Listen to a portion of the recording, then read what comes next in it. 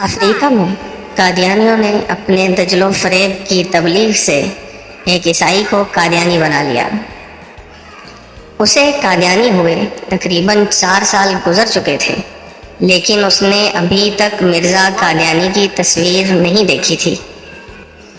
اتفاق کی بات کہ قادیانیوں نے اپنے ایک رسالہ کے ٹائٹل پر مرزا قادیانی کی رنگین تصویر چھاپی۔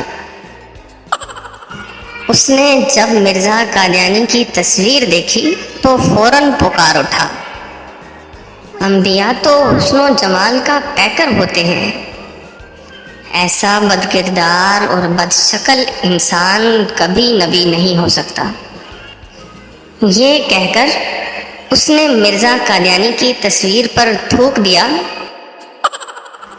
اور کلمہ پڑھ کر مسلمان ہو گیا۔